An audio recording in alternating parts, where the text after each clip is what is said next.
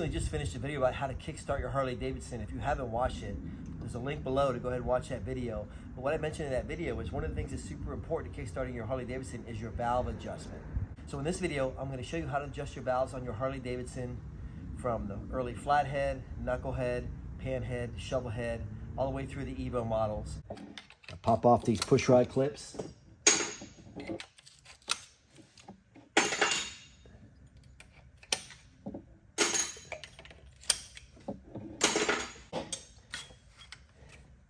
Then lift the tubes up, and I use clothespins to keep those tubes up out of the way.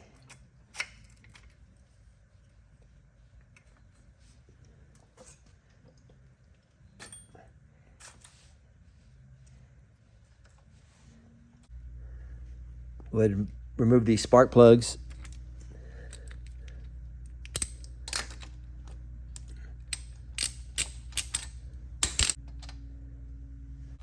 You see right now, I can't turn either one of these front push rods. That's because this is probably finishing the exhaust stroke and on the intake stroke. So let's roll the engine over and find out. There goes the intake stroke.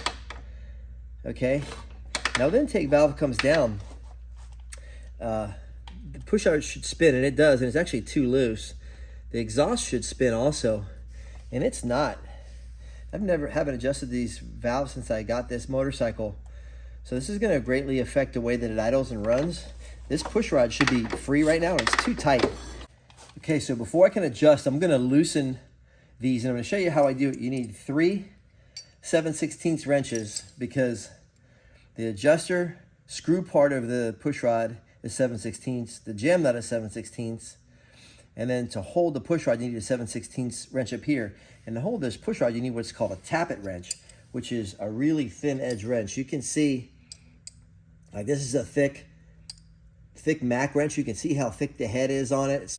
It's thicker than a Snap-on or a Craftsman, but here's even another Mac wrench that's thicker, but you can see how thin this tappet wrench is, and that's because it allows it to go on this flat. It allows it to slide on that flat and not interfere with the hex jam nut that's on there. So that's why you need a tappet wrench. If you don't have a tappet wrench, get an extra regular wrench you have or a cheap wrench. Grind it down on a grinder or a belt sander, and you got yourself a tappet wrench without having to go spend the money for a proper wrench like this. But this is a three-handed job. It's kind of tricky. So what I always do is get on the push rod first with a tappet wrench because that's the hardest. And then I get basically in alignment with that on a wrench on the screw and stay there. Then I get my third wrench and come in and I pull the jam nut back and back that jam nut off so that I can take the tension off of this push rod. So now that I have that there, see, it's so tight that I can't even get the tension off of it with my fingers. I still need to use a wrench to get it off. There we go. That thing was adjusted way too tight. So what I'm going to do now is get it so it has some up and down play. I'm going to do the same thing on the intake push rod. Come in with the tappet wrench, get in alignment with that on the adjuster screw, and then go ahead and back off the jam nut with my other hand. There we go. Now this one was already loose, so it was actually too loose. So now I can do the same thing with it. I got my up and down play there, and I can come back in and do my adjustment. So somebody's done some engine work on my Sturgis. They rebuilt this engine, done a bunch of work to it. They put a solid lifter conversion kit in the tappets, so the hydraulic units are gone and it's got solids in it. So I'm taking all of the drag out of these, and I'm going to go ahead and do the intake first. And what you're going to do with the intake is you're going to snug it up so it just is snug, but still rolls pretty easy. You don't want it to roll too light because it'll be really loud. But I get it where I feel like it has good tension. Come back in with my tappet wrench on the top and my adjuster screw wrench on the bottom. And I always push in on them just to get a little bit of tension. And then now I'm going to go ahead and hit my jam nut. Tighten my jam nut up against the push rod.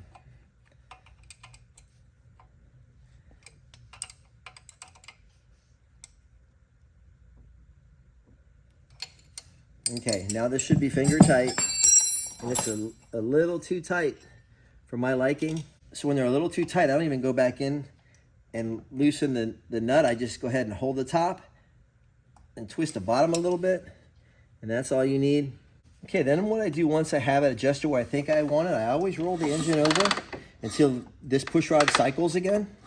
So intake's gonna open and close. And now I check my tension, and it feels really good. It's actually a little looser than it was when I did the adjustment, because the cams rolled over a little more on the lower part of the lobe. So now that I have that where I want it, I know it's good. It's not gonna make a lot of noise, and it's not going to keep me from getting good static compression. So I'm happy with that one. I'll go ahead and extend the pushrod tube and put the clip back in it. I actually have the proper tool for the clip. I've had it forever. I never use it. I bought it years ago. I learned how to do it this way with a screwdriver. That's kind of how I usually do it. So that's how probably you're going to do it. So that's why I'm doing it that way. So there we go. 1 down, 3 to go. Because my intake pushrod just closed, I know that my exhaust pushrod should be down also for compression. So I'm gonna go ahead and put this one back in on the front exhaust.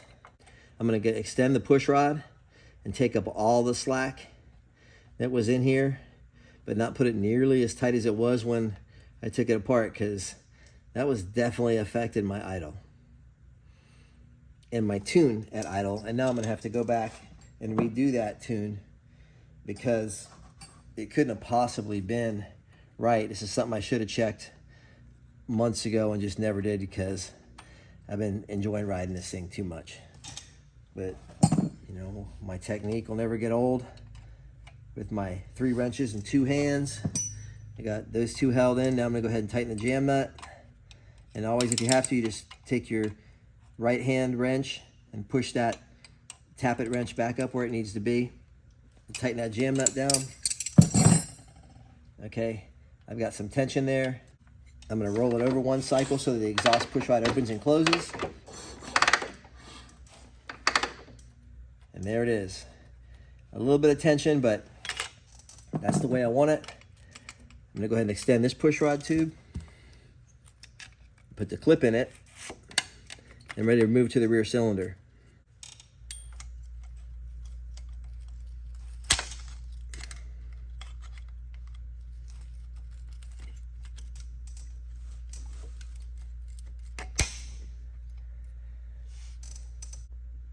All right, rear cylinder adjustment. I'm going to roll the engine over so the rear intake pushrod goes up and comes back down. There it is. You can see it's spinning pretty free. That's a little too free the way it's spinning like that. But the exhaust is tight. So again, you need more lash on your exhaust because the exhaust side heats up and puts more tension on your push rod. So you always need a little bit more lash on your exhaust than you do on your intake. The intakes generally run colder because they have natural cold air running in through the carburetor, plus the mixture of fuel that makes everything cold. So on this one, I'm gonna do the same thing, same technique. Tappet wrench, adjuster screw wrench, and my jam nut.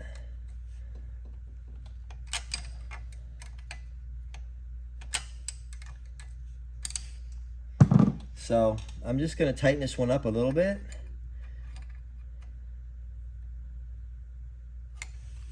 See how my tension feels? Yeah, I got some tension there now. I'm going to go back and tighten it. See, now on the rear, I'm holding the 2 wrenches with my right hand and the adjuster with my left. And it's just because I'm a right-handed guy and it's just the natural way I've always done it. I tighten up my jam nut now. And then it's definitely too tight. So I'm gonna loosen it a little bit by turning the screw in. You can see I can spin it by hand. I'll roll the engine over through a cycle so that the intake push rod opens and closes again. And give another check on my tension. It's still a little too tight for my liking. So I'll just loosen a little more by shortening the push rod. There we go, that's where I want to be. And I'm just going to come back and check this jam nut, make sure it's tight. There we go. Everything feels good.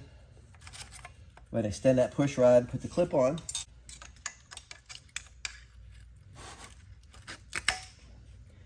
Last one, rear exhaust. So it's tight. I'm gonna do the same thing. The 4th time in a row. This gets to be repetitive, but you know, the more you do it, the easier it gets, the more you understand it. When I first learned to do this, I didn't understand it like I do now, but 3.5 decades later, it's gotten a little bit easier. So I'm just go ahead and loosen the jam nut. I'm gonna shorten the push rod and take some tension out of it. See how it spun so free there? That's too loose. So I'll tighten it up just to give it a little bit of tension. Go ahead and tighten the jam nut.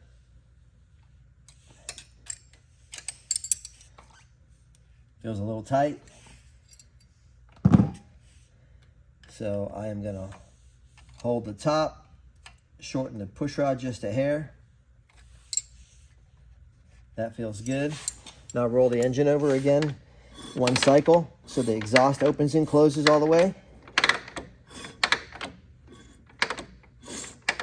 There you go, and you saw how loose it got. So that's not tight enough for me. It's gonna make a lot of noise, beat my valves up. So I'm gonna extend it some.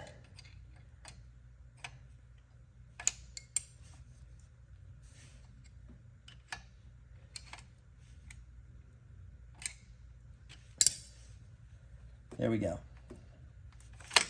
And that's how it's done. Now, if you've got hydraulics, hydraulic has a spring-loaded tappet that allows oil to fill the tappet, and the oil actually takes up the growth of your cylinder. When your engine gets hot, your cylinder expands and grows. And they really had to start using hydraulics when they put the aluminum heads on them. You know, Knucklehead had an iron head that didn't expand as much, but when you put the aluminum head on, it expands more. So they use hydraulic tappets to take up that length. So when the engine got hot, your valves wouldn't start slamming. So when you do a hydraulic, it's really the same thing. You have to release the pressure on all 4 hydraulics first. That's what you want to do. It's just a good practice. And then what you're going to go do is get them to the same tension like I have these now. Once you get to the tension point I have these now, then you're going to extend the push rod 4 full turns, which is going to make the push rod very tight and not want to spin. And you have to let it bleed off, let that oil pressure bleed off out of the tappet. When the pressure bleeds off, then it'll spin freely again, and you tighten down the jam nut. That's how you do hydraulics, and they don't really need as much adjustment as solids do. But you know, with solids, you do it the way I do it. It's always going to work right. One note I like to say is, always before you do this, torque down your cylinder base nuts right here. There's 8 of them. There's 4 on each cylinder. Tighten down all 4 cylinder base nuts, because if your cylinder's coming loose, your cylinder's going to be able to come up and give you a false reading on your push rod tension. So you always want to tighten those.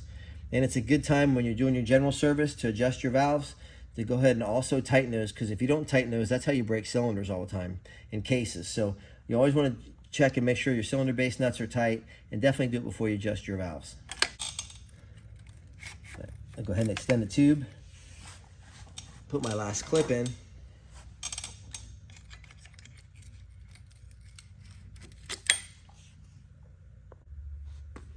And reinstall my plugs.